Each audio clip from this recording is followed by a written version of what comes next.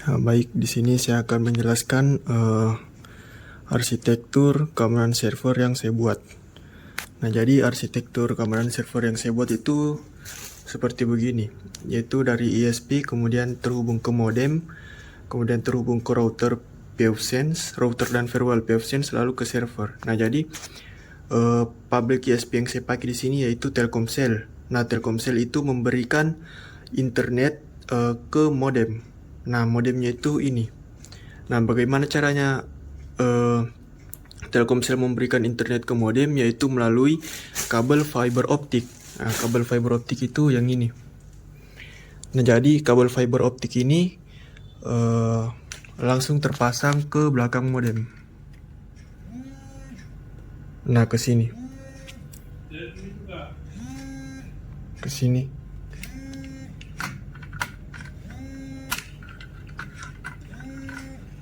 Kemudian kabel fiber optik ini dia itu mengirimkan sinyal cahaya ke modem. Nah, modem ini gunanya dia ubah sinyal cahaya yang dikirimkan oleh ISP menjadi sinyal internet. Nah, begitu. Jadi modem ini gunanya buat dia ubah sinyal cahaya yang dikirim oleh ISP menggunakan kabel fiber optik menjadi sinyal internet. Nah, tapi modem ini dia itu tidak bisa menyebarkan sinyal internet karena dia itu hanya untuk mengubah sinyal cahaya jadi sinyal internet saja, tapi dia tidak bisa menyebarkannya. Nah, untuk menyebarkan sinyal internet tersebut itu dilempar ke router firewall ini, dilempar ke pfSense ini. Jadi pfSense ini gunanya selain sebagai firewall, dia itu sebagai router juga untuk membagikan internet dari modem ini ke perangkat sekitar. Nah, dalam hal ini tuh server ini. Nah, ini adalah server yang saya boot di laptop saya. Nah, melalui apa pfSense ini membagikan internet ke server ini, yaitu melalui di sini saya pakai yaitu kabel RJ45 yang saya sambung ke port USB. Nah, ini adapternya, kemudian ini sampai di sini. Nah, sama seperti topologi ini, yaitu public IP ISP. ISP itu dalam hal ini Telkomsel memberikan sinyal cahaya ke modem ONT. Nah, lalu modem ini mengubah sinyal cahaya tersebut menjadi sinyal internet, lalu router ini gunanya untuk membagikan sinyal internet yang ada pada modem ke perangkat sekitar, dalam hal ini server. Nah, bagaimana cara membagikannya? Di sini cara membagikannya itu saya mencolokkan kabel RJ45 di port ini. Nah, tulisannya itu internet. Kemudian kabelnya tersambung ke port LAN yang dimiliki oleh pfSense. Jadi begitu. Nah, untuk apa topologi ini? Topologi ini adalah untuk supaya server ini bisa diakses secara publik dari manapun sesuai dengan permintaan Pak Bardin, untuk supaya pengujian ini bisa dilakukan pengujian ini itu dilakukan oleh orang-orang komunitas Kali Linux. Nah, jadi untuk bisa dilakukan oleh orang-orang komunitas Kali Linux, servernya itu harus bisa diakses secara publik. Nah, jadi untuk bisa diakses secara publik maka harus dilakukan pemakaian topologi seperti begini, atau arsitektur keamanan server seperti ini, supaya server ini itu bisa diakses secara publik menggunakan IP publik dari Telkomsel yang diberikan. Ya, begitu saja. Nah, kemudian di sini selanjutnya saya akan menjelaskan kendala saya. Nah, jadi kendala saya yaitu di sini sebenarnya pfSense itu memiliki 3 jenis. Yang pertama jenis fisik seperti ini. Kemudian jenis yang langsung di boot diboot langsung pada komputer atau laptop seperti ini, dan yang diinstal menggunakan VirtualBox seperti ini. Nah, saya tidak memakai yang seperti ini. Nah, saya tidak memakai yang seperti ini itu karena yang pertama biayanya untuk membeli ini itu sangat mahal. Kalau yang versi ini tuh mencapai jutaan. Nah, kemudian saya memutuskan untuk memakai yang diboot langsung di komputer atau di laptop seperti ini. Cuma permasalahannya adalah bisa dilihat bahwasanya di laptop ini PFSense-nya itu versi 2.7.2, yang mana ini adalah versi yang sangat lama. Nah, saya coba menginstal versi yang baru, yaitu versi 2.8.0, tapi tidak bisa di laptop ini. Karena kenapa? Karena laptop ini sudah lama juga. Jadi kalau misalnya laptop ini sudah lama, mau diinstalkan PFSense yang versi baru, yaitu versi 2.8.0, itu tidak bisa. Jadi kalau mau diinstalkan yang PFSense versi baru, yaitu laptopnya minimal harus usianya baru sekitar 2 tahun. Atau yang terbaru, baru bisa. Nah, kemudian solusinya yaitu saya menginstal di VirtualBox. Nah, bisa dilihat bahwasanya di sini tuh PFSense-nya versi 2.8.0. Yang mana ini adalah versi PFSense terbaru. Nah, kalau kita lihat lagi di sini versi 2.7.2. Nah, ini versi PFSense yang lama. Nah, apa dampaknya kalau misalnya server ini saya lindungi menggunakan PFSense yang versi lama? Yaitu dampaknya adalah serangan itu masih jebol.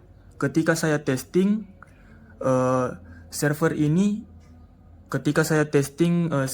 diserang menggunakan DDoS, kemudian server ini dilindungi oleh PFSense versi 2.7.2, PFSense ini terjadi lonjakan CPU sekitar 36% sampai sekitar 50%. Sedangkan jika server ini saya lindungi oleh PFSense versi terbaru ini yang saya install di VirtualBox, tidak ada sama sekali lonjakan CPU, yang berarti serangannya itu berhasil ditahan 100% atau ditahan total. Nah, itu saja saya mau jelaskan kendala saya. Jadi nanti yang saya pakai pada sidang skripsi adalah PFSense yang saya install di VirtualBox ini, bukan yang saya boot langsung di laptop ini. Karena yang saya boot langsung di laptop ini tuh PFSense versi lama, dan memang tidak bisa diinstal PFSense versi baru. Karena kenapa? Karena perangkatnya juga itu perangkat lama. Nah ini perangkatnya. Nah, jadi kalaupun saya paksa buat install PFSense versi baru, yaitu versi 2.8.0, tidak bisa terbuka. Nah, jadi jalan satu-satunya antara tiga ini, antara yang versi fisik langsung, versi yang di boot langsung di laptop, atau versi yang di install di VirtualBox, saya memilih yang di install di VirtualBox untuk dipresentasikan nanti pada saat sidang skripsi. Nah, itu saja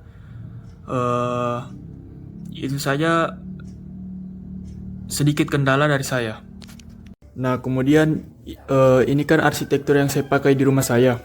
Begini. Nah, tapi ketika presentasi di kampus nanti secara langsung tidak mungkin saya membawa modem ini. Tidak mungkin. Nah, jadi yang di rumah itu saya pakai arsitektur jaringan atau topologi jaringan seperti ini. Tapi ketika nanti saya presentasi di kampus, saya akan memakai seperti ini. Nah, yang berbeda hanyalah pada bagian ONT modem dan modem hotspot. Nah, jadi begini. Nah, jadi nanti modemnya ini itu saya akan ganti menggunakan hotspot HP seperti ini. Nah, jadi caranya seperti berikut. Nah, jadi nanti itu kita tidak memakai lagi kabel RJ45 yang terhubung ke modem ONT IndiHome ini. Kita cabut dulu. Nah, sekarang sudah tercabut. Lalu kita menyiapkan HP yang digunakan untuk modem hotspot nanti. Nah, ini HP-nya, dan kabel USB Type C. Nah, caranya kita cok di bagian port ini. Kita cok. Nah, setelah kita cok seperti ini. Ujung ini tuh kita colokkan ke HP. Kita cok ke HP. Setelah berhasil, kita nyalakan hotspotnya. Kemudian kita masuk ke pengaturan. Kemudian kita ke koneksi dan lainnya. Lalu pengelola jaringan, ke sini, kemudian tambahkan USB. Nah, kita nyalakan ini. Nah, jadi otomatis topologinya akan berubah dari seperti ini menjadi seperti ini. Nah, begitu. Nah, ini yang akan saya bawa nanti untuk dipresentasikan pada saat ujian skripsi. Nah, jadi saya tidak membawa lagi modem ini. Jadi modem ONT Indiom ini saya ganti menggunakan modem hotspot HP ini. Begitu. Sekian, terima kasih dari saya. Nah, sekarang saya akan menjelaskan mengenai sistem keamanan server yang saya buat. Nah, sebelumnya kan saya sudah menjelaskan mengenai topologi atau arsitektur keamanan server yang saya buat. Mulai dari router, modem, terus firewall, terus servernya bagaimana segala macam, kemudian sambungan-sambungannya. Saya sudah jelaskan sebelumnya. Nah, sekarang kita masuk ke sistemnya. Nah, jadi saya jelaskan dulu sistem keamanan server yang saya buat ini menggunakan dua metode, yaitu metode Next Generation Firewall Filtering menggunakan pfSense, menggunakan tools pfSense, dan metode Single Packet Authorization menggunakan tools fwknob yang diinstal di sisi server. Nah, kalau pfSense ini dia terpisah dari server sesuai yang saya perlihatkan di video sebelumnya. Nah, saya jelaskan dulu apa itu metode Next Generation Firewall Filtering. Nah, jadi metode Next Generation Firewall Filtering ini merupakan suatu metode dalam teknologi Next Generation Firewall. Nah, jadi di teknologi Next Generation Firewall ini, khususnya pada pfSense, itu ada beberapa metode yang bisa kita terapkan untuk mengamankan server. Nah, beberapa di antaranya misalnya itu metode DPI atau Deep Packet Inspection. Kemudian ada metode IPS atau Intrusion Prevention System. Kemudian ada metode lagi namanya IDS atau Inspection Detection System, dan masih banyak lagi. Nah, jadi dari beberapa metode yang ada pada teknologi Next Generation Firewall, saya memakai metode Next Generation Firewall Filtering untuk mengamankan server saya. Nah, begitu. Nah, saya kan memakai metode Next Generation Firewall Filtering menggunakan tools pfSense. Nah, apa itu tools pfSense? Nah, saya jelaskan dulu. pfSense itu dia merupakan suatu sistem operasi berbasis open source yang dikembangkan khusus untuk fungsi firewall dan router. Nah, seperti yang saya tunjukkan di video sebelumnya yang pada video topologi dan arsitektur jaringan yang saya gunakan. Nah, di situ kan bisa kelihatan bahwasanya pfSense itu bertindak sebagai router. Maksudnya router ini dia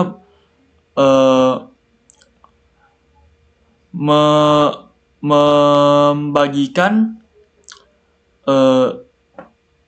sinyal internet ke perangkat-perangkat sekitarnya. Sekaligus dia juga itu menjadi firewall. Nah, jadi sebelum dia meneruskan traffic atau request ke perangkat-perangkat di sekitarnya, terutama dalam hal ini itu server. Sebelum dia teruskan, misalnya ada request yang mau masuk ke server, dia itu akan filter. Nah, kalau misalnya filternya itu dirasa cocok dan aman, nah maka semua request itu akan lolos, akan diteruskan masuk ke dalam server. Nah, begitu. Tapi kalau misalnya dirasa requestnya itu merupakan request anomali atau ada yang janggal, maka akan ditolak, maka akan eh, tidak masuk ke server, maka akan dibuang request tersebut. Nah, keunggulan dari pfSense ini itu terletak pada kemampuannya dalam menerapkan metode Next Generation Firewall Filtering untuk membantu mengamankan server dari segala macam aktivitas anomali yang menuju ke server dengan cara melakukan filtering. Nah, begitu. Jadi melakukan filtering eh, dengan melakukan filtering dengan cara menyamakan dengan rules-rules yang kita sudah buat. Nah, begitu dia cara kerjanya. Nah, selanjutnya kita masuk ke metode kedua, yaitu metode single packet authorization. Nah, jadi metode single packet authorization ini itu eh, dia itu merupakan metode keamanan jaringan modern yang berfungsi melindungi layanan server dengan cara menyembunyikan port dari akses tidak sah. Nah, jadi metode single packet authorization ini saya pakai untuk melindungi port SSH. Nah, ketika saya sudah menerapkan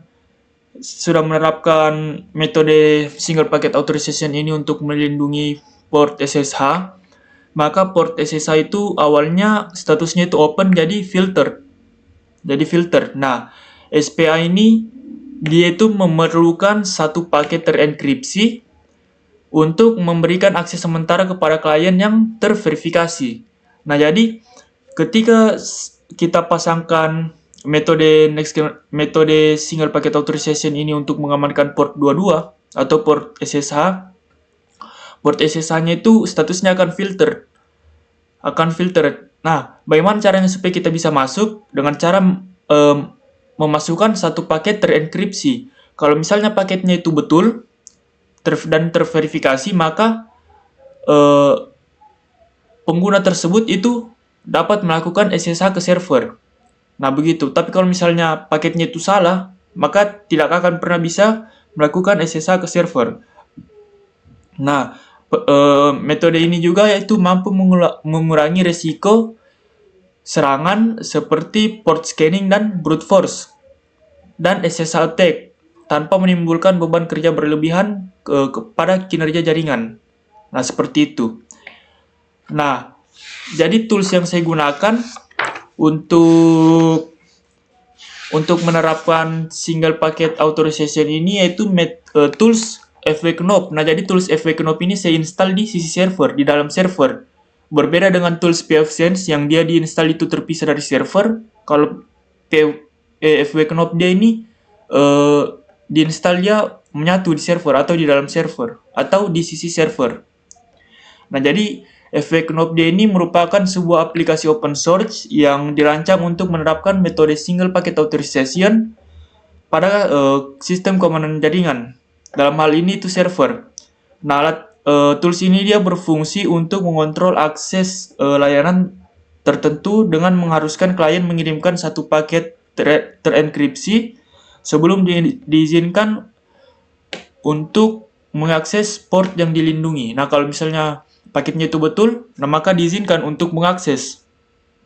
Nah, maka IP perangkat itu diizinkan untuk mengakses port yang dilindungi. Tapi kalau misalnya gagal atau salah, maka akan langsung ditolak. Begitu. Nah, jadi langsung saja kita masuk ke mekanisme pengujiannya. Nah, jadi untuk mekanisme pengujiannya di sini saya menggunakan dua server, kemudian dua server itu diantara lain satu server fisik yang saya boot di laptop saya seperti yang di video topologi itu, di video arsitektur itu adalah server fisik yang saya pakai, dan kemudian ada server yang saya boot di VirtualBox.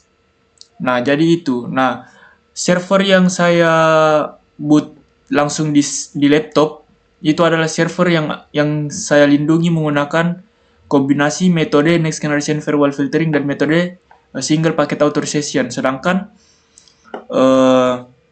server yang saya boot di VirtualBox adalah server yang saya tidak lindungi sama sekali. Nah, begitu. Nah, jadi saya akan melakukan penyerangan pada kedua server tersebut. Kemudian saya juga memakai pfSense yang saya boot di VirtualBox dengan alasan seperti yang saya sampaikan sebelumnya, yaitu karena kalau misalnya saya pakai yang bentuknya itu fisik, yang betul-betul hardware begitu, itu mahal harganya, sekitar jutaan. Kemudian kalau misalnya saya pakai yang di laptop saya, yang saya boot langsung di laptop saya itu, versinya itu sudah versi lama. Tidak bisa diinstalkan versi baru karena laptopnya juga atau perangkatnya juga itu sudah perangkat lama. Nah, jadi jalan satu-satunya adalah saya menginstal di VirtualBox untuk mendapatkan versi terbaru dari pfSense tersebut, yang mana itu lebih kuat untuk menahan serangan. Begitu. Selanjutnya di VirtualBox juga itu saya memakai Kali Linux. Gunanya apa? Gunanya Kali Linux itu sebagai attacker atau penyerang. Begitu. Dan di Kali Linux itu pun juga kita melakukan SSH nantinya. Nah, jadi di Kali Linux itu sebentar bisa bertindak sebagai penyerang, bisa juga bertindak sebagai user biasa. Nah, kita langsung masuk saja ke VirtualBox-nya. Nah, bisa dilihat di sini ada tiga virtual machine. Yang pertama itu Red Team. Nah, Red Team ini virtual machine Kali Linux yang dimana saya gunakan untuk menyerang atau untuk attacking. Nah, pfSense di sini itu yang seperti saya bilang sebelumnya, yaitu saya menginstal pfSense di sini karena dua opsi sebelumnya, yaitu membeli perangkat langsung atau yang bentuknya itu betul-betul hardware, dan menginstal di boot langsung di laptop itu tidak bisa bagi saya karena kendala tersebut. Nah, maka jalan satu-satunya adalah menginstal di VirtualBox untuk mendapatkan versi baru yang lebih kuat. Nah, selanjutnya ini adalah log server Wazoo. Nah, ini adalah Ubuntu server yang saya tidak lindungi sama sekali. Nah, jadi nanti server ini dan server fisik yang saya boot di laptop saya itu akan saya serang menggunakan Kali Linux ini, mesin Kali Linux ini. Untuk melihat bahwasanya perbedaan tersebut. Apakah server yang dilindungi dan yang tidak dilindungi itu sama-sama jebol atau ada perbedaan. Nah, untuk mengetahui itu semua, maka kita langsung saja jalankan ketiga mesin ini. Kita jalankan.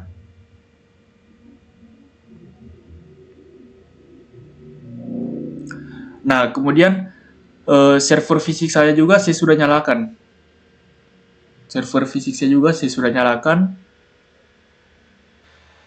Dan topologi yang saya buat ini adalah topologi yang saya pakai sekarang ini adalah topologi yang akan saya tampilkan nanti pada saat sidang skrips, yaitu topologi yang menggunakan modem hotspot atau modem dari hotspot HP. Begitu. Nah, ini kita sudah masuk ke log server Wazoo-nya atau server yang saya tidak amankan. Nah, kita keluar dulu. Nah, kita sudah masuk ke Kali Linux-nya. Kita masukkan dulu password-nya dan username-nya.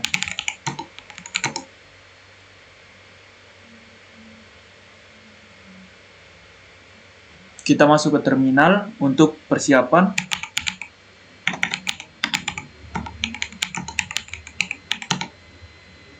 Kemudian kita masuk ke Firefox.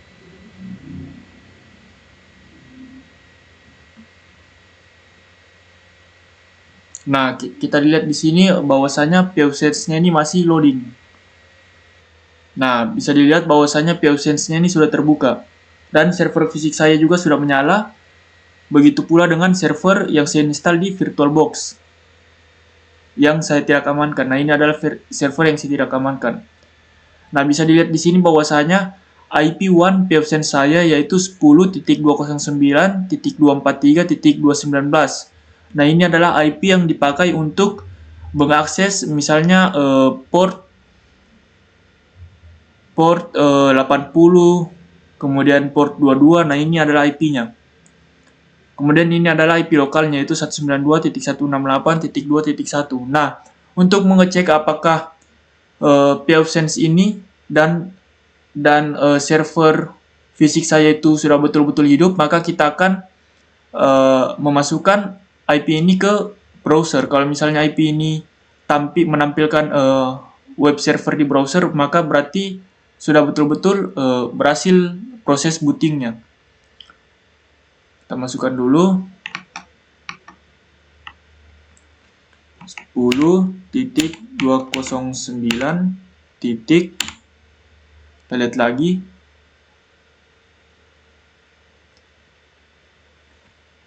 Dua 43.29.219. Nah, kita lihat. Nah, maka muncul halaman web dari server saya. Nah, ini menandakan bahwasanya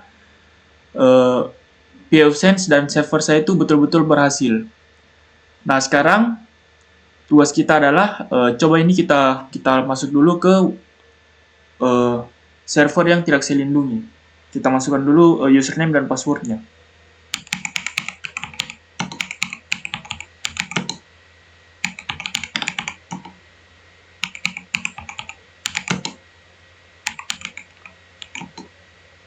Nah, ini. Kemudian kita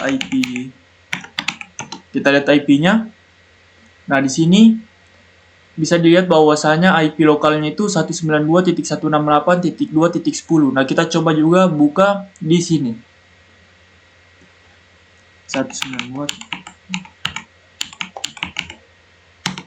Nah, bisa dilihat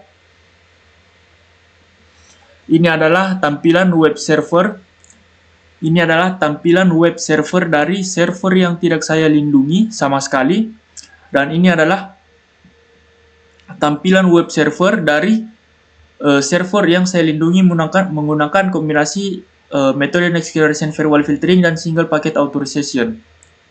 Nah, selanjutnya saya akan melakukan serangan kepada kedua server ini. Kedua server ini. Yang pertama server dengan IP ini, yang mana server dengan IP ini sudah saya lindungi menggunakan pAuthSense, dan server dengan IP ini yang mana ini saya belum lindungi. Saya tidak lindungi sama sekali. Nah, ini yang saya sudah lindungi menggunakan kombinasi pAuthSense dan fvknop. Nah, pertama-tama pengujian yang kita lakukan yaitu kita masuk dulu ke terminal. Nah, di sini kita buka dua terminal. Nah, kita sudo dulu.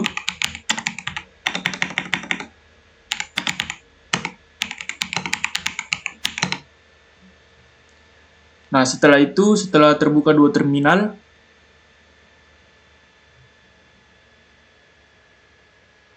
kita perkecil dulu.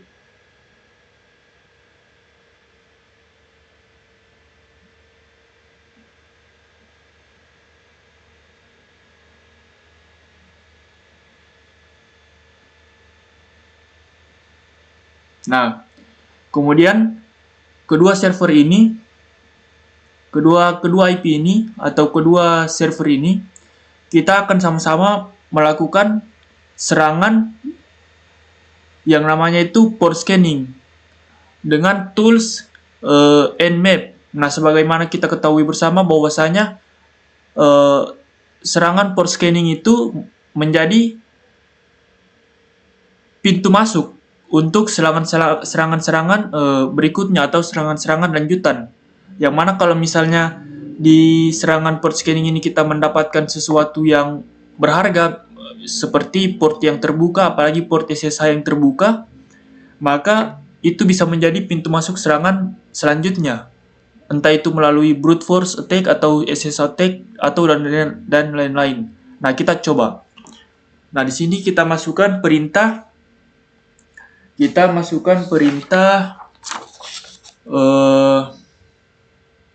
nmap. Kita salin dulu link server yang ini. Kemudian kita masukkan perintah nmap -s v -s c 192.168.2.10. Nah, sedang melakukan scanning, kemudian kita scanning lagi ke web server yang kedua atau server yang kedua melalui IP ini. Kita salin. Nah, kita masukkan nmap -sv -sc, kemudian kita masukkan alamat IP servernya.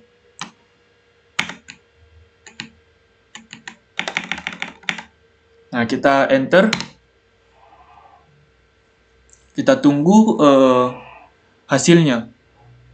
Nah, yang di kiri ini adalah IP server yang sudah saya lindungi menggunakan kombinasi metode Next Generation Firewall Filtering dan Single Packet Authorization, sedangkan yang di kanan ini itu yang tidak dilindungi. Kita akan lihat hasilnya seperti apa. Nah, sekarang sudah muncul hasilnya. Bisa dilihat bahwasanya di sebelah kanan ini adalah hasil dari scanning IP server yang tidak dilindungi dengan metode Next Generation Firewall Filtering dan Single Packet Authorization, sedangkan di sebelah kiri ini yang dilindungi oleh metode Next Generation Firewall Filtering dan Single Packet Authorization. Bisa dilihat bahwasanya di sini banyak sekali informasi sensitif yang keluar.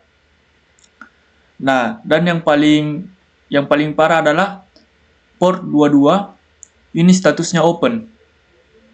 Yang mana port ini adalah port yang sangat sensitif, berbeda dengan di terminal sebelah kiri ini yang mana port SSH-nya itu kita sudah amankan. Nah, di sini port SSH-nya itu tidak muncul, padahal sebenarnya statusnya itu kalau misalnya kita akses itu bisa. Cuma di sini disembunyikan alias statusnya itu filter. Nah, ini tuh sangat bahaya sekali.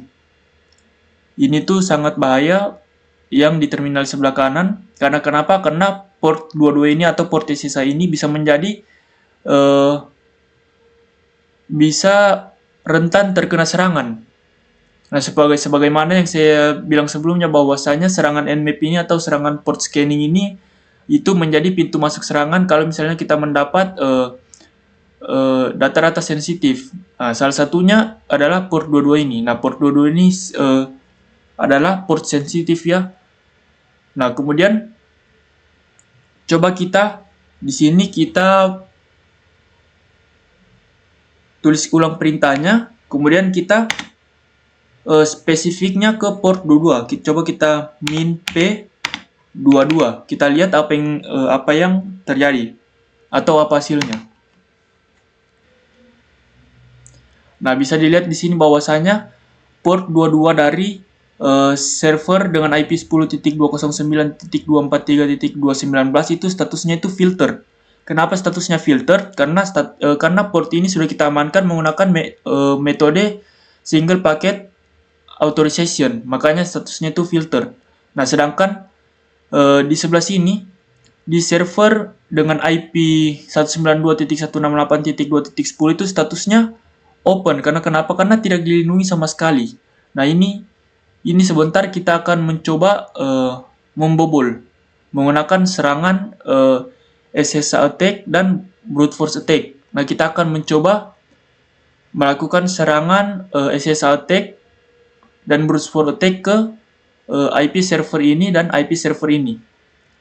Kita lihat apa responnya. Sekarang kedua terminal ini itu kita bersihkan dulu menggunakan perintah clear. Nah, ini juga kita clear. Selanjutnya, setelah terminal ini bersih, kita masuk ke tools yang namanya Metasploitable dengan mengetikkan perintah mf console. Nah, gunanya Metasploitable ini untuk melakukan serangan brute force attack dan SSH attack. Nah, kita ketikkan mf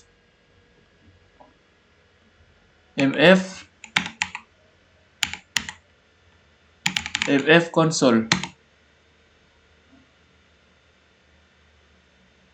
Salah.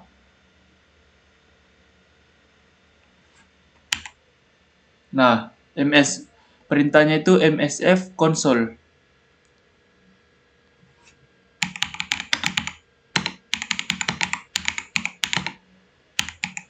Nah, msf console. Nah, di sini juga itu msf console.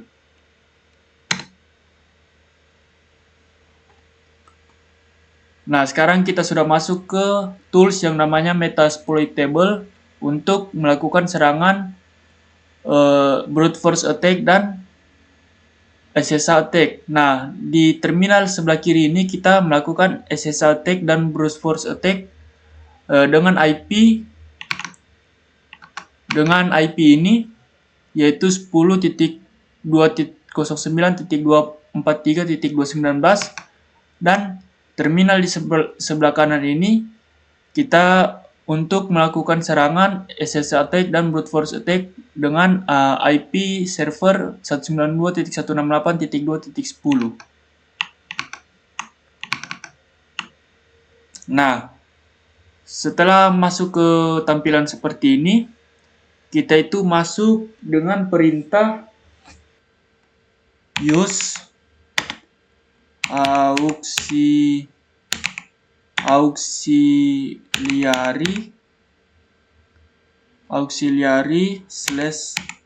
/scanner /ssh_login. Nah, di sebelah sini juga sama. Kita selesaikan dulu di sebelah sini.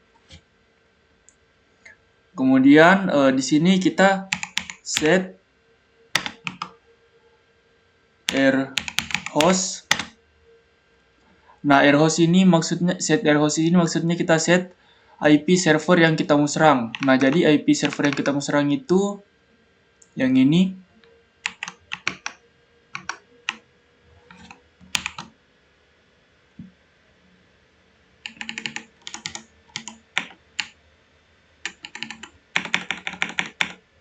Nah, kemudian kita enter.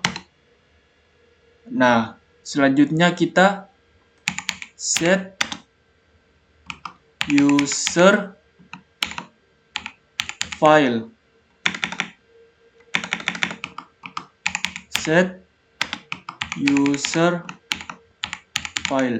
Nah, artinya itu set user file di sini yaitu kita memilih file yang berisikan sekumpulan username untuk dilakukan brute force. Nah, jadi ada suatu file yang harus kita pilih, yang dimana suatu file itu berisikan sekumpulan daftar username, yang dimana daftar username itu kita pakai nantinya untuk melakukan brute force dan SSH attack. Nah, jadi filenya itu saya siapkan. Nah, tempatnya itu di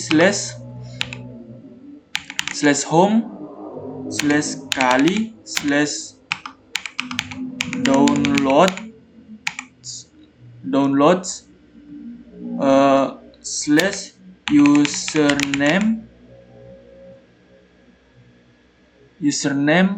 SSH skripsi.txt. Nah, ini adalah nama filenya dan direktorinya berada di sini. Nah, kita enter. Kemudian kita masukkan lagi set path file. Nah, sama seperti yang perintah di atas ini, yaitu kita memilih file yang berisikan sekumpulan password untuk melakukan brute force attack dan SSH attack. Nah, sama juga tempatnya yaitu di /downloads/password SSH skripsi.txt. Kem-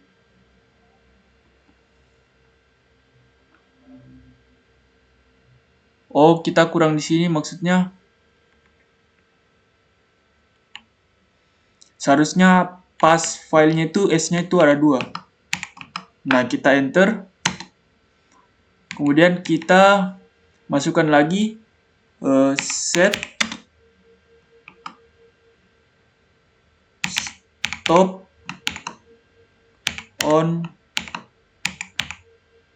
success true. Nah, artinya ketika kita sudah mendapatkan kombinasi password dan username yang betul, maka prosesnya akan terhenti. Karena kalau tanpa ini, walaupun kita sudah mendapatkan username dan password yang betul, tanpa perintah ini itu brute force-nya akan berjalan terus dan akan lama sekali. Nah, makanya ketika kita sudah mendapatkan kombinasi username dan password yang pas, dengan adanya perintah ini maka akan langsung terhenti. Begitu. Nah, kemudian kita enter. Kemudian kita masukkan lagi set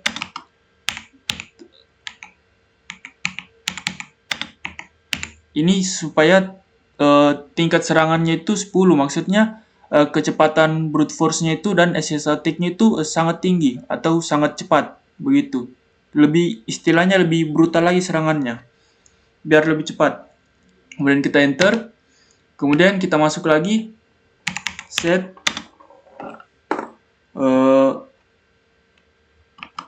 verbose. Nah, verbose true ini artinya supaya kita menampilkan juga data-data dari hasil yang kita dapatkan. Nah, kita enter. Kemudian perintah terakhir adalah run. Nah, kita run.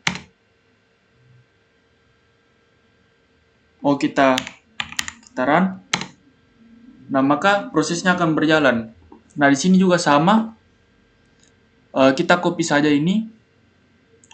Cuma yang membedakan adalah air host-nya itu kita ganti. Nah, kita ulang dulu dari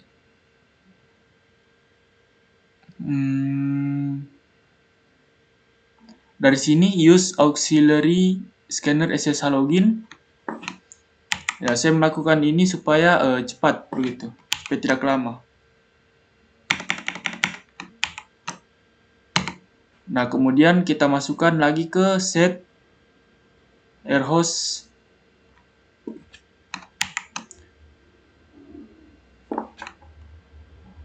Nah, di sini airhost-nya itu kita ganti karena IP-nya itu IP servernya itu beda.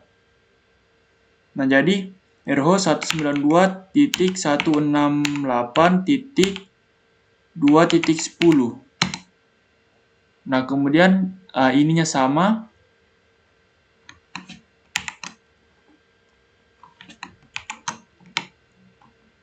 Kemudian ini juga sama. File passwordnya. Nah, kemudian ini juga sama. Oh, salah. Aduh.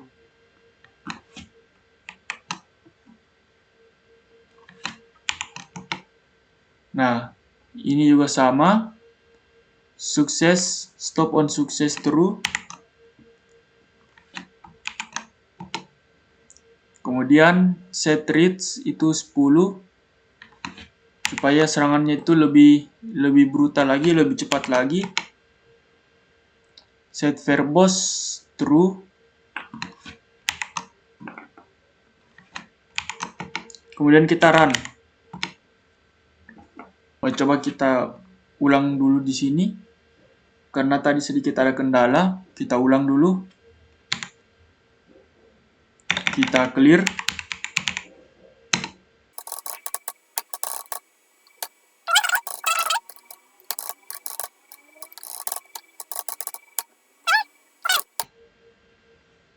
Nah, seperti yang kita lihat di sini bahwasanya ini tuh sudah berhasil.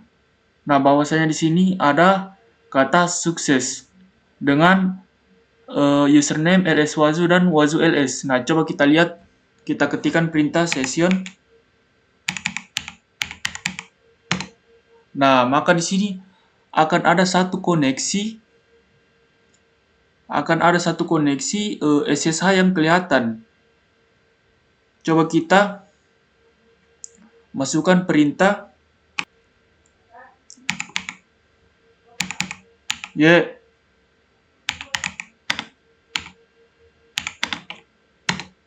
Nah, maka perintahnya itu akan masuk. Coba kita pencet go. Nah, maka di sini akan menampilkan bahwasanya kita sudah betul-betul masuk ke dalam servernya. Coba kita ls, yaitu perintah untuk melihat list direktorinya. Nah, maka akan tampil. Sedangkan pada terminal sebelah kiri ini, itu kita sudah 2 kali mencoba.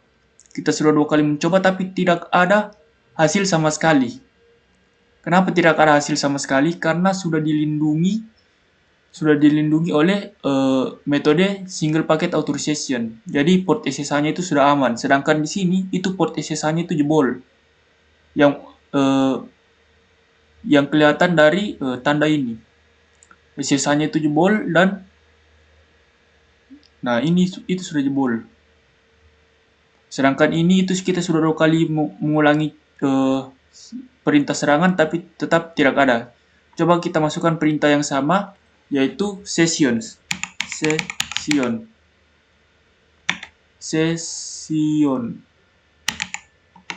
Maka hasilnya adalah tidak ada session yang aktif. Padahal sebenarnya SSH atau port SSH dari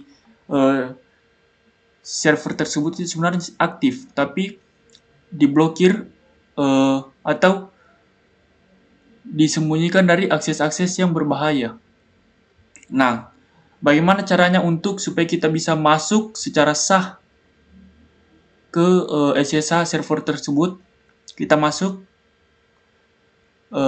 dengan akses yang betul-betul bisa dibilang valid, dengan cara coba kita keluar dulu.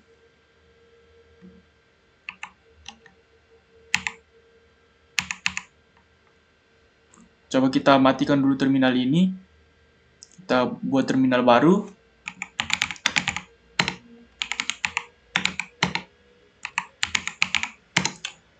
Dengan cara adalah kita memasukkan suatu perintah, yaitu perintahnya adalah ini, yaitu fwknop. Nah, fwknop itu adalah toolsnya, kemudian A, kemudian TCP22. TCP22 ini artinya kita menuju ke TCP22. Kemudian A kecil ini adalah IP laptop saya. Nah, IP laptop saya, kemudian D ini adalah destination. Destination itu artinya tujuannya ke SSH, ke IP ini, ke IP server ini, kemudian use HAMAC key adalah kode yang kita dapatkan melalui admin. Nah, ini juga. Jadi ada 2 kode yang perlu kita dapatkan melalui admin, yaitu ini dan ini, yaitu use HAMAC key atau key base 64 reach dial dan key base 64 HAMAC. Nah, kemudian kita enter. Kemudian kita langsung masuk lagi ke SSH Ubuntu. Nah, kemudian masukkan passwordnya dan berhasil. Kita sudah berhasil masuk ke dalam servernya. Nah, jadi saya jelaskan ulang. Untuk melakukan SSH kepada server yang sudah dilindungi oleh metode Next Generation Firewall Filtering, yang sudah dilindungi oleh metode Single Packet Authorization, kita harus melakukan perintah ini. Nah, perintahnya itu terdiri dengan menuliskan apa toolsnya. Nah, toolsnya itu fwknop. Kemudian kita mau masuk ke port berapa. Nah, kita mau masuk ke port 22 di sini. di perintah ini, atau port SSH karena kita mau melakukan SSH. Kemudian A itu adalah source-nya.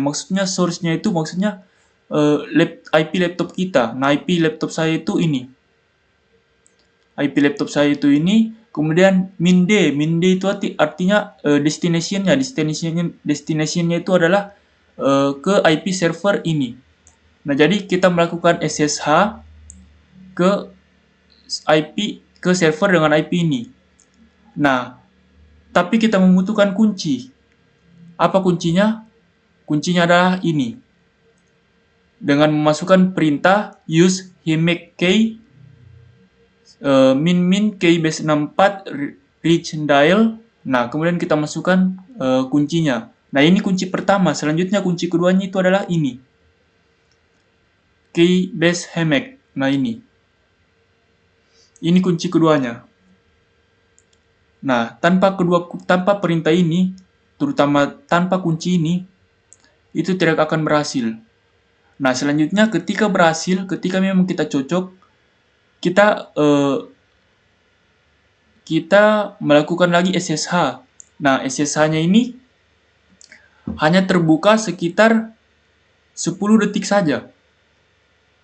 10 detik saja. Jadi, walaupun anggaplah kita sudah berhasil memasukkan ini, kalau misalnya passwordnya itu terlambat kita kasih masuk atau passwordnya itu berulang kali salah selama 10 detik, maka akan tertutup kembali, akan tertolak kembali.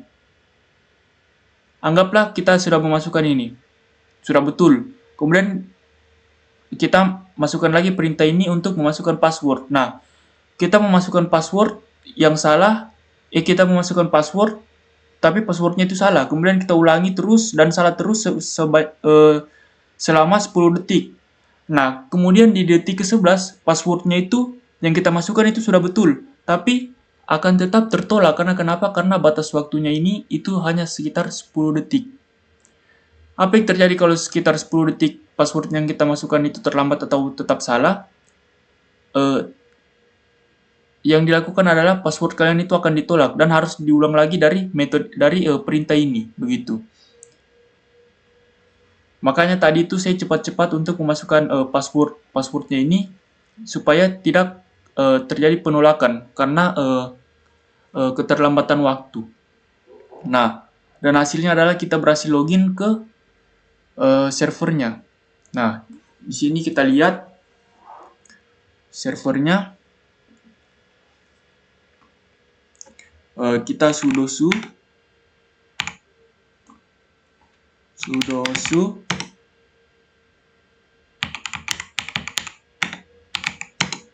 Nah, kita kemudian ini bukti valid bahwasanya kita betul-betul bisa masuk ke servernya melalui akses yang sah. Nah, kalau ini adalah kita masuk ke servernya melalui akses yang tidak sah. Coba kita akses.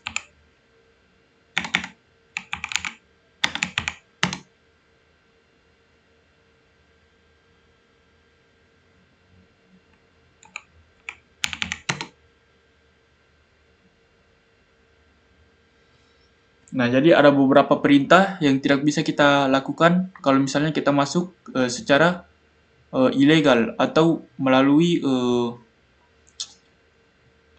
SSH attack. Nah, begitu.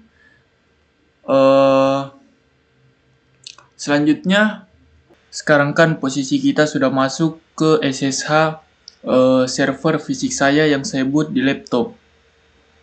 Nah, terminal ini tuh kita tutup dulu. Nah, ini kita perbesar. Nah, di sini itu saya mau jelaskan mengenai settingan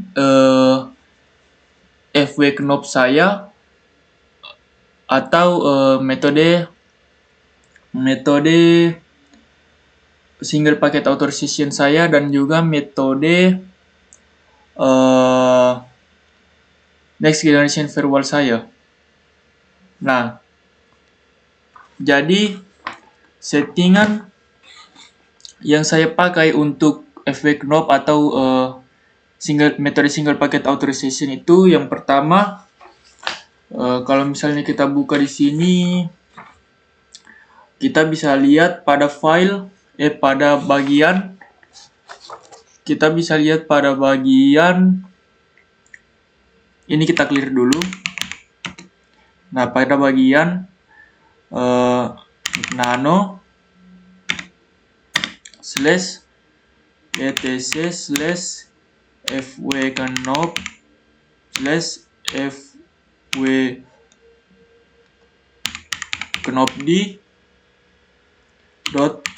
.conf. Nah, di sini bisa dilihat bahwasanya ini adalah settingan interface, artinya ini adalah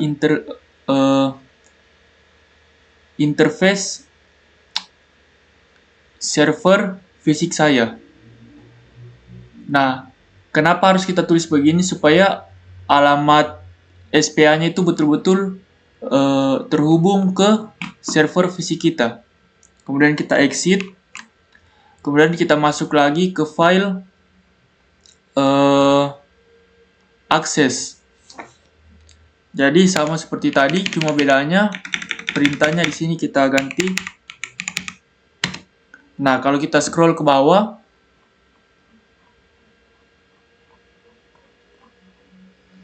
nah di sini ada beberapa perintah. Ada beberapa perintah yaitu search any. Nah, any ini maksudnya sumbernya dari manapun atau sumbernya dari IP manapun. Kemudian port 22. Nah, jadi yang dilindungi ini di sini cuma port 22 saja. Kemudian di sini FW access timeout. Nah, maksudnya ketika kita memasukkan kode ini, SSH itu akan terbuka selama 10 detik. Yang mana selama 10 detik ini user itu harus memasukkan password SSH. Nah, kalau misalnya dalam 10 detik ini user itu terlambat memasukkan password SSH yang betul, maka user tersebut akan kembali memasukkan key base 64 ini dan hamak key base 64 ini.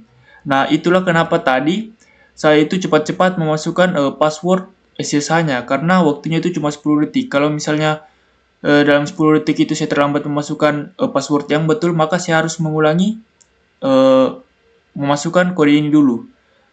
Nah, begitu. Pertanyaannya sekarang, dari mana kode ini didapat? Nah, kode ini didapat dari perintah coba kita keluar dulu. Nah, perintahnya itu perintahnya fwknopd, kemudian min min. Nah, ini tuh perintahnya. Kalau misalnya kita tekan enter, maka akan muncul hamak key dan key base 64 yang baru. Nah, begitu. Selanjutnya kita masuk ke IP tables, settingan IP tables. Nah, kenapa saya memakai IP tables di sini? Nah, jadi IP tables itu gunanya untuk sebagai peran pembantu. Nah, jadi peran inti di sistem keamanan server yang saya buat itu yaitu pfSense sebagai tools untuk menerapkan metode next generation firewall filtering, dan juga fwknop sebagai tools untuk menerapkan metode single packet authorization. Sedangkan IP tables ini gunanya untuk membantu. Misalnya bagaimana contohnya? Nah, contohnya dari sini adalah ketika ada user yang ingin melakukan SSH, dia kan harus mengirimkan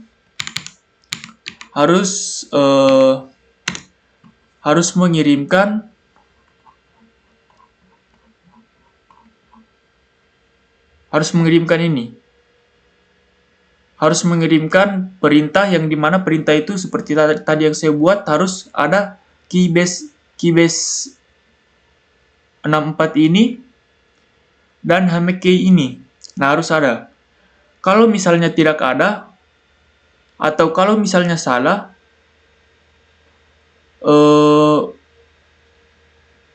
FW Knop itu akan menolak. Tapi kalau misalnya betul FW Knop ini, dia itu akan berkomunikasi dengan IP tables untuk menyuruh IP tables itu membuka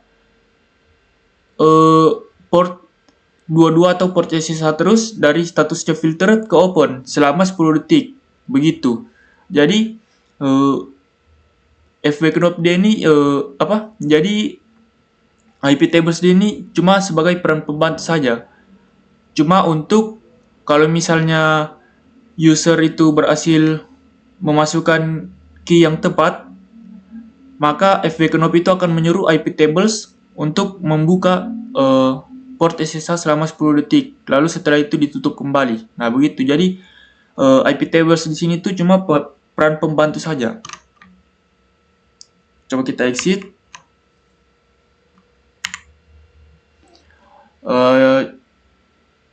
Kalau misalnya kita mau lihat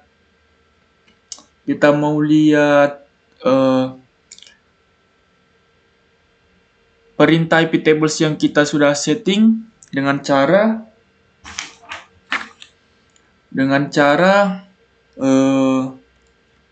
IP tables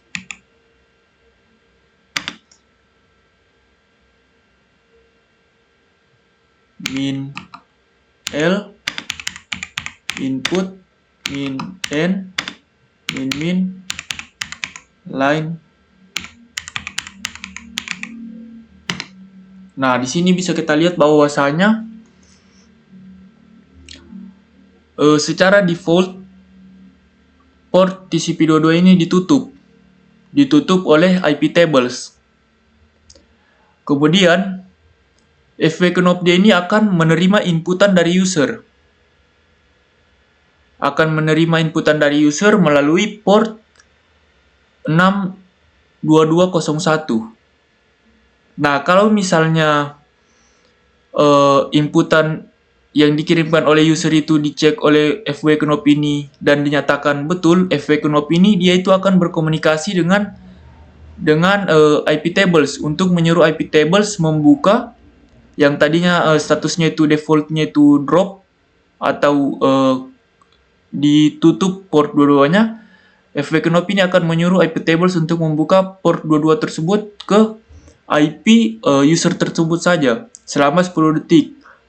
Nah, dan user tersebut akan memasukkan password SSH. Kalau misalnya setelah user tersebut berhasil memasukkan password SSH, maka akan masuk ke SSH server tersebut. Nah, setelah 10 detik, maka portnya itu akan tertutup kembali. Nah, gunanya nomor 3 di sini adalah koneksi yang sudah masuk ke dalam SSH server akan tetap terhubung, tidak terputus. Begitu. Nah, ini adalah settingan dari FW Knop saya, dari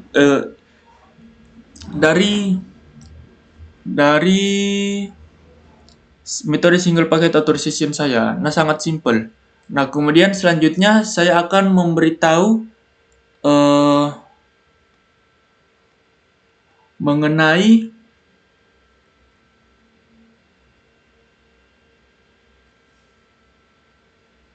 pengetesan serangan untuk tipe serangan denial of service. Denial of service menggunakan tools WRK dan distribute denial of service menggunakan tools HTTP slow test. Nah, jadi tools WRK ini gunanya untuk membebani CPU server, dan WRK dan tools slow HTTP ini gunanya untuk mematikan mendownkan website dari server tersebut atau port 80. Nah, membuat down port 80-nya. sebelum kita melakukan serangan, kita itu harus mengecek bahwa cara mengeceknya adalah dengan memasukkan perintah atop. Nah, di sini bisa dilihat bahwasanya secara normal server saya itu menggunakan CPU rata-ratanya yaitu 0,1%. Nah, ini adalah server yang saya lindungi. Ini adalah server yang saya lindungi menggunakan metode single packet authorization dan next generation firewall filtering. Nah, saya masuk ke server ini tuh melalui SSH. Nah, aslinya server ini ada secara fisik yang saya boot di laptop saya. Kemudian kita masuk lagi ke server kedua yang saya tidak lindungi menggunakan apapun. Kemudian kita masukkan perintah atop. Nah, bisa dilihat bahwasanya di sini juga secara default itu penggunaan CPU rata-ratanya itu 0,1 sampai 0,2%. Sama seperti ini. Nah, ini websitenya.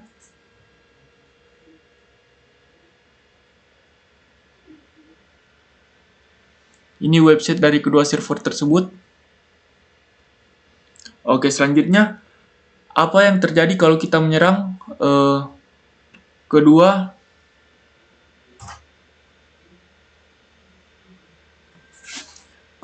server tersebut. Kita masuk dulu ke terminal.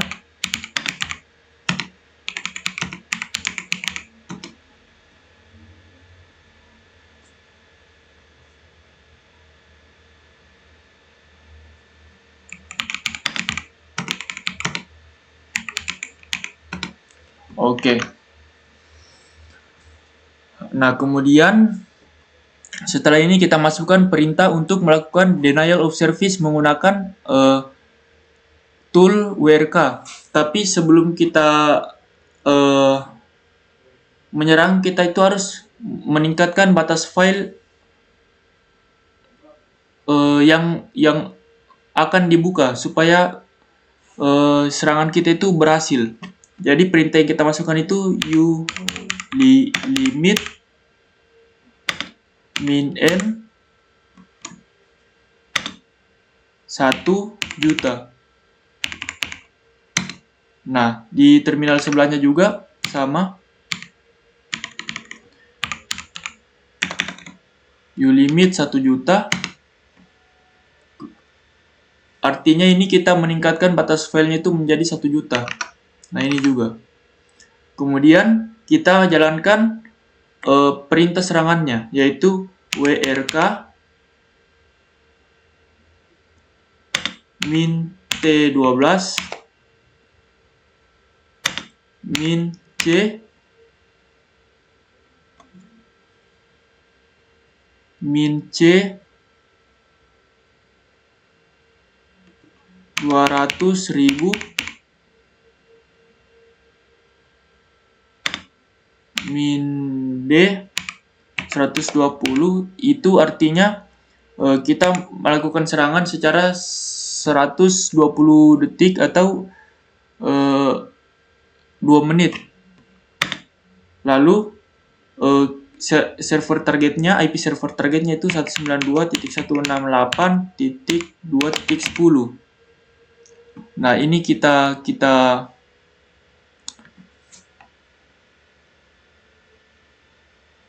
copy, kemudian kita tempel di sini.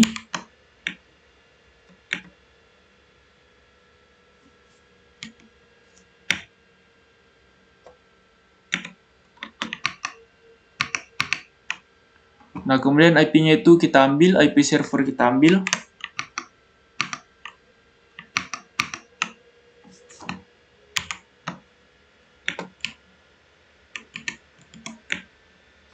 Nah, setelah itu kita coba dulu melakukan serangan ke IP ini. Kita akan lihat responnya, apakah CPU-nya itu akan meningkat secara drastis atau tidak. Coba kita lihat ulang.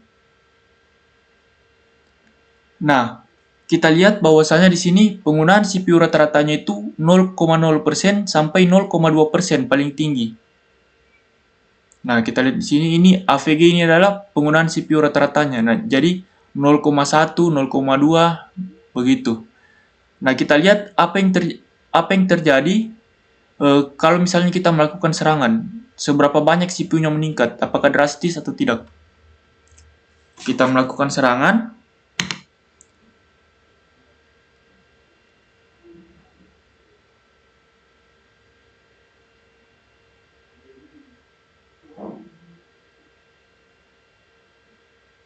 Oh, harusnya pakai URL.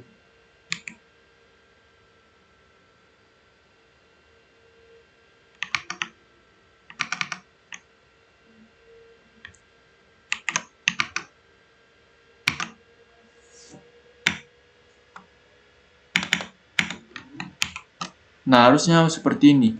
Coba kita serang. Kita lihat apakah ada peningkatan di CPU-nya. Nah, mulai meningkat.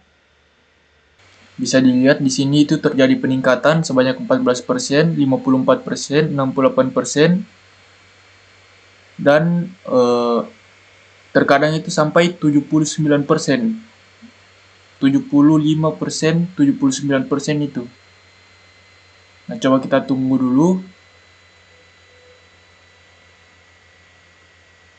Biasanya itu dia terjadi lonjakan sampai 70%.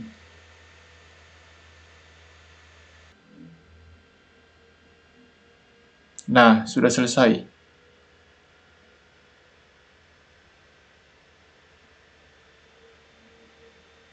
Tadi lonjakannya itu sampai sekitar 60% lebih. Nah, sekarang coba kita lihat apa yang terjadi pada server yang kita sudah lindungi menggunakan kombinasi metode next generation firewall filtering dan single packet authorization ini jika diserang dengan perintah ini. Coba kita jalankan perintah yang sama, kemudian IP-nya itu kita ganti. IP-nya kita ganti.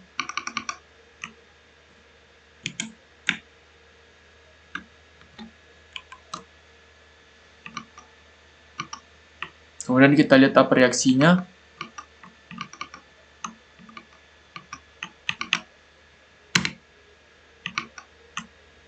Kita tunggu apakah ada terjadi lonjakan atau tidak. Kalau misalnya dia terjadi lonjakan, pasti akan lebih dari 50% seperti yang tadi. Tapi kalau misalnya sampai selesai dia itu tetap 0,1% atau 0,2%, berarti tidak ada sama sekali lonjakan, yang berarti server ini 100% bisa menampung serangan. Coba kita lihat.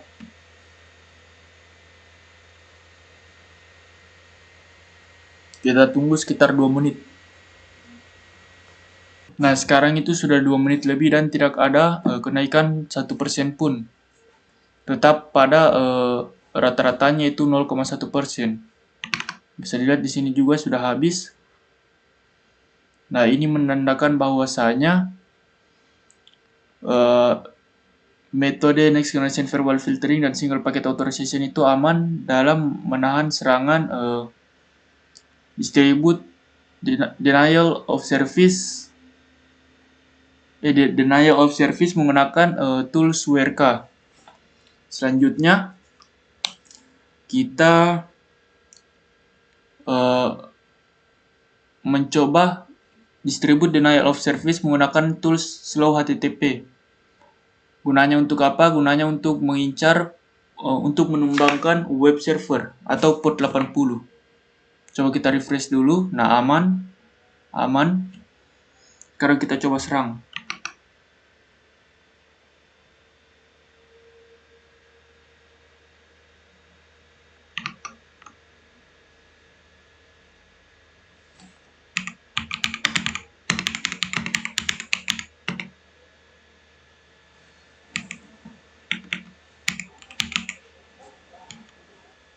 Nah, ini perintahnya.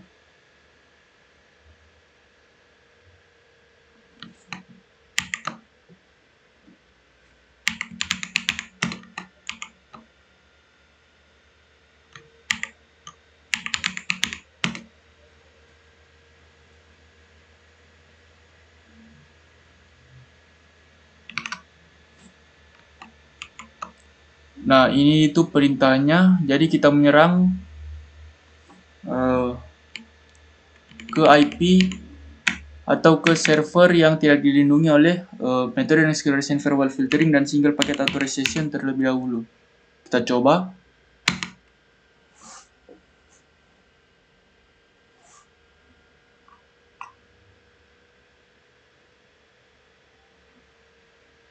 Nah, di sini bisa dilihat bahwasanya service available-nya itu no, yang artinya web servernya ini sudah tumbang atau port 80-nya sudah tumbang. Coba kita masuk, kemudian kita refresh.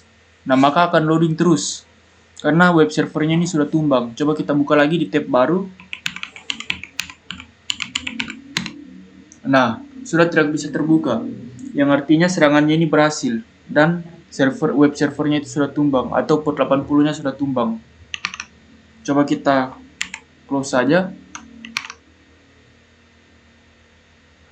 Nah, ketika serangannya kita akhiri, maka websitenya langsung terbuka secara sempurna. Yang padahal tadi itu tidak bisa dibuka karena sudah jebol, terkena serangan denial of service menggunakan tools low HTTP. Selanjutnya kita coba pada IP ini.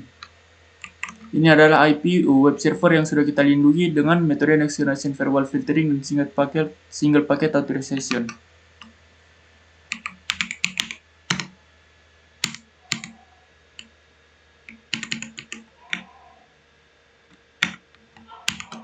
Kita coba serang.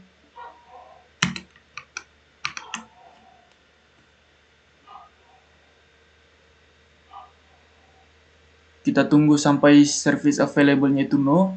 Nah, ini sudah no, coba kita lihat. Coba kita refresh. Nah, bisa dilihat di sini bahwasanya di browser Kali Linux tempat kita menyerang ini itu kan bisa dibilang seakan-akan tumbang. Padahal kalau misalnya kita buka di server ini, coba kita paste, kita buka di browser bawaan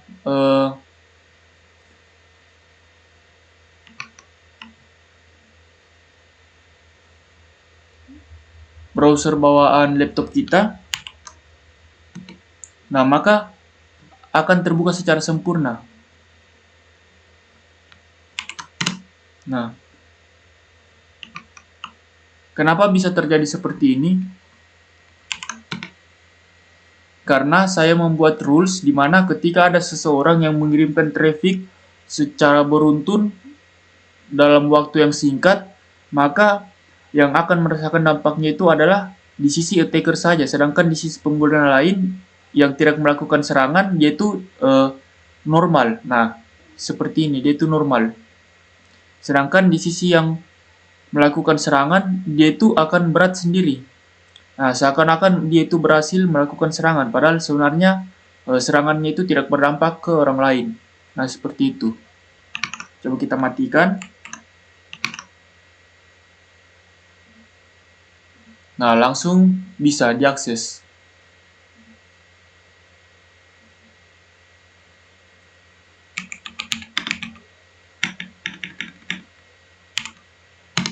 Nah, langsung bisa. Ini juga langsung terbuka. Ini.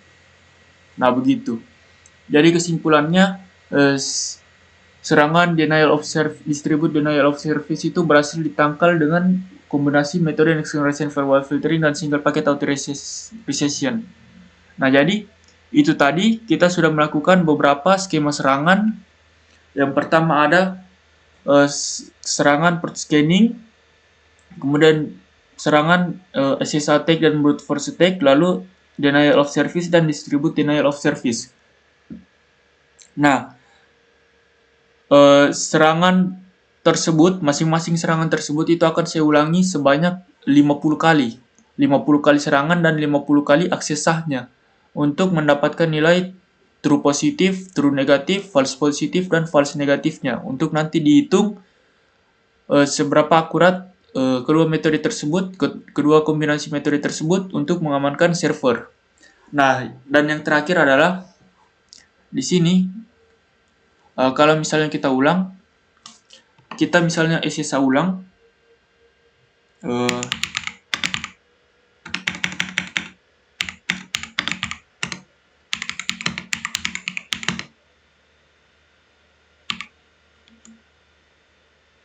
Nah, kita SSH ulang ke server yang kita sudah lindungi dengan SPA.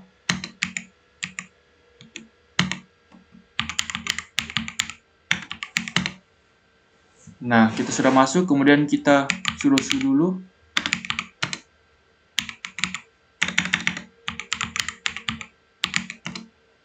Nah, kemudian kita clear supaya lebih rapi tampilannya.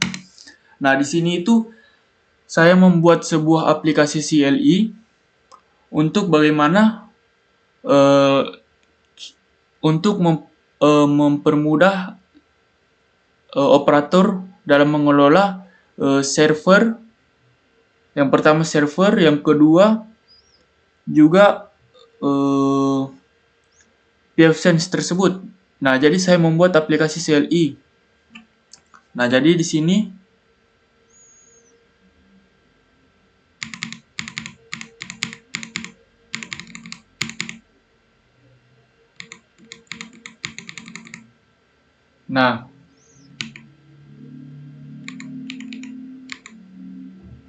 ini adalah perintah untuk menjalankan aplikasi CLI-nya. Coba kita jalankan.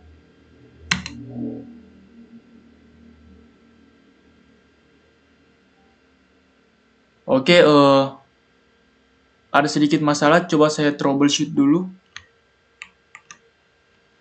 Coba kita ulang. Setelah saya berhasil troubleshoot, kita ulang. Nah, jadi tampilan aplikasi CLI-nya itu seperti ini. Coba kita ulang dulu, kita keluar. Kita clear. Kita ulang dulu. Nah, jadi tampilan aplikasi CLI-nya itu seperti ini. Jadi di aplikasi CLI-nya itu ada 4 fitur, yaitu aktifkan hardening atau aktifkan metode next generation firewall filtering, kemudian ada fitur nonaktifkan metode next generation firewall filteringnya. Jadi kalau misalnya kita pilih nomor 2 ini, maka servernya itu akan otomatis kembali secara default. Kemudian yang 3 ini itu edit konfigurasi manual. Jadi kalau misalnya kita mau edit konfigurasi, misalnya kita mau ubah rules atau apa, bisa di sini dan kemudian lihat status konfigurasi. Nah, coba kita pilih yang nomor 4.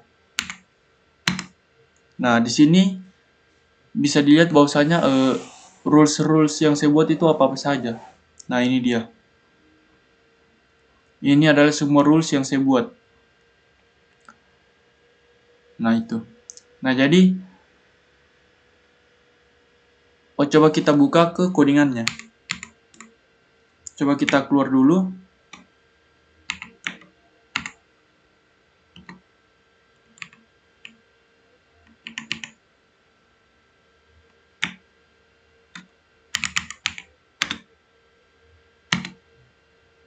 Nah, ini dia codingannya. Nah, jadi di sini tuh ini adalah kuncinya, di mana SSH itu langsung terkonek dengan IP pfSense, IP1, kemudian portnya, port pfSense, port SSH pfSense, kemudian username dan passwordnya. Nah, ini adalah fungsi init, kemudian ada fungsi execute untuk mengeksekusi, ada fungsi reload untuk reload otomatis, kemudian ada fungsi aktifkan next generation firewall, nonaktifkan next generation firewall, edit konfigurasi firewall manual, dan lihat konfigurasi. Nah, itu. Nah, mungkin ini saja